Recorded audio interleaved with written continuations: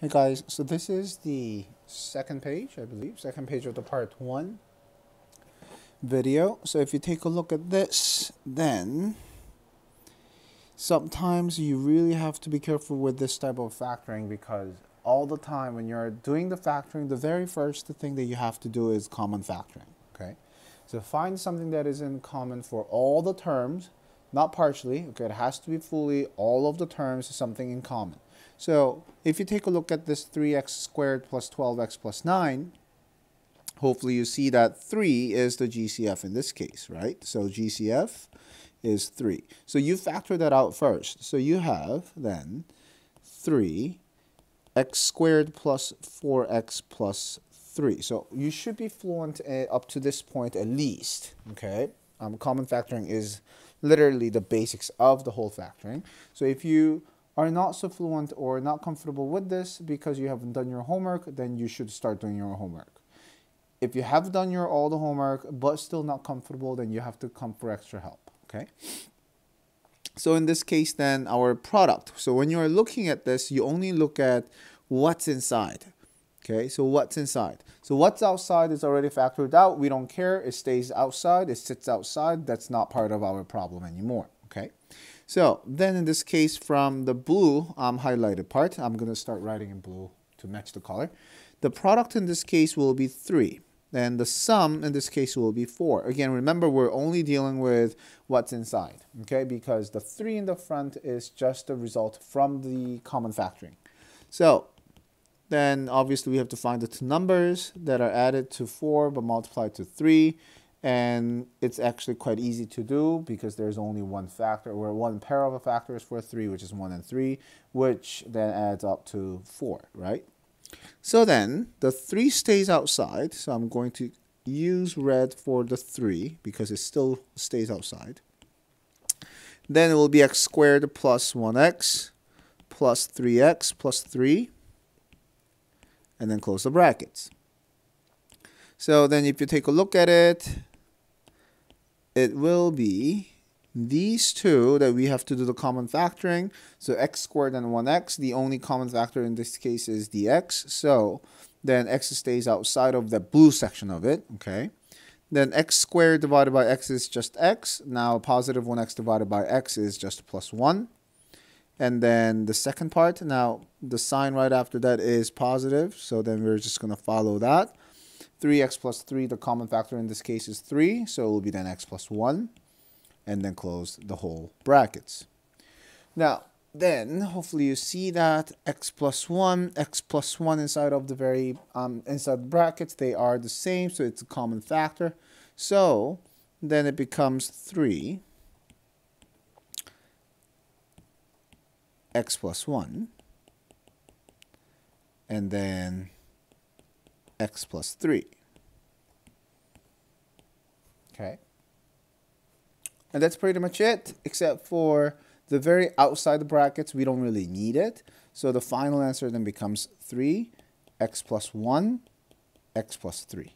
And that's all that is. Okay. So think of it as you have two different parts. One is common factoring, and then you do that at the very beginning. And you just leave it outside. Just leave it outside. You don't have to worry about it. It stays outside, as if we had in this case 3, okay? And then all you have to do is you just have to do the, not the common factoring, but factoring by decomposition method, which is product and sum method, in other words. Then it's basically the same thing, okay? So let's actually try this one. So in this case, we have x squared y plus 10xy minus 24y. In terms of the number, which is the coefficient 1, 10, 24, right? 1, well in this case, 1, 10, 24. There is no common factor, whereas every single term has y. Well, you can ask me, what about the x? Well, well, this one doesn't even have x, so x is not part of it. So y. So your GCF is then y. So this becomes y, and then x squared plus 10x minus 24. And all you have to do, again, is the same thing as before. So just factor this x squared plus 10x minus 24. So in this case, your product is negative 24. Sum is positive 10. Now, hopefully you notice that it's the same color. I am writing product and sum in blue, and then what I am factoring, or where I got those two numbers, highlighted them in blue as well. So, two numbers, right? And this one should be fine, okay? So, this one should be 2 and then 12, 2 and then 12, and then minus 2, minus 2. Some of you may say, isn't that 6 and 4?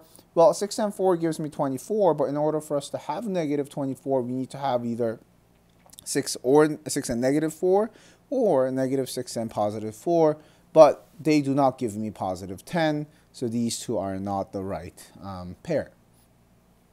So then we get y, x, well, no.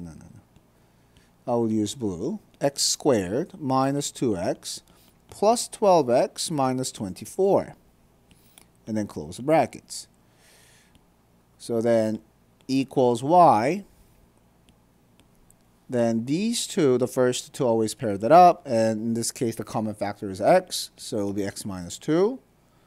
And then plus because of the next to sign being plus. And then this case is 12 being the common factor of the 12x minus 24. So it will be x minus 2. And then equals y. Now, hopefully you see that this x minus 2, they are in common. Therefore, we have x minus 2 and then x plus 12 from whatever that is left over.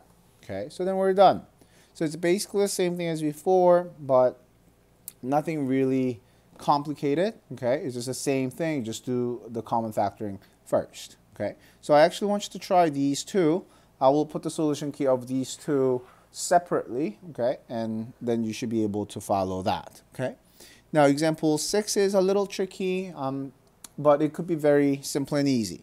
So it says find two values for k such that the trinomial can be factored over the integers. So integers basically means that it has to be whole numbers. Now explain your reasoning. So take a look at the first one.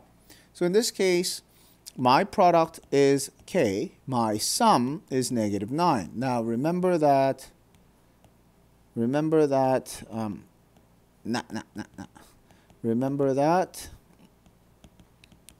we need to find the two numbers, right? As long as these two numbers satisfies the whole condition, then it's fine. So k is unknown. We don't know what it is. So the only thing that actually determine those two numbers is from the sum, which is concrete negative 9. You choose whichever you like. So in this case, you can choose 0 and negative 9. You can choose, I don't know, 4 and negative 13. You can even choose negative 1 and negative 8. It really doesn't matter. You choose any two numbers that makes sense with negative 9 when they're added together. So in this case, I will choose negative 1 and negative 8. I don't know, just a random reason. You can actually choose another one too, okay? Okay, so then your k is going to be negative 1 times negative 8, then which becomes 8. Now, the question says find two values, right? So then, or I can choose, let's say 0 and then negative 9. Now, it was not plus, times, right? So then this becomes 0. Now again, the 0 and negative 9 does satisfy the sum portion of this product and sum method. So it could be numerous answers. It could be infinite. My answer may not be the same as yours, especially when you're writing the quiz or the test. There won't be any set number. However, as long as your answer makes sense in my head when I am reading through, then it's okay. Okay. So just to make sure you use product and sum and try to reason yourself using that logic. Okay. So then the second type is where the k being in the middle rather than at the end with the x. Okay. So the product in this case is a 6. Your sum is then being k. And then two numbers. And obviously in this case, it's completely up to you. It could be anything. So find the factors of a 6. 1 and 6, 2 and 3. That's it, right? And we can alternate or change the signs to both positive or both negatives. So in this case, I will choose, sure, first one, 2, and 3. So your k in this case will be 2 plus 3, which is 5. Or I can choose -1 and -6, right? -1 times -6, -1 times -6 is actually +6. So it does make sense with the product. So my k could be -1 plus -6. So then -7. Again, there could be in quite a lot of different numbers as the answer because of the possibility of being the k or being the 6. Okay, but as long as it is an integer. Now, then I want you to try C and D on your own, and I will put the answer key separately on the separate piece of note. Okay, so this was the first part of the video. I will make the second part of the video for the other lesson, which is basically just the lesson after this. But it's basically the same thing. We just practice the same thing over and over. Okay, all right, thanks for watching. I'll see you guys later. Bye.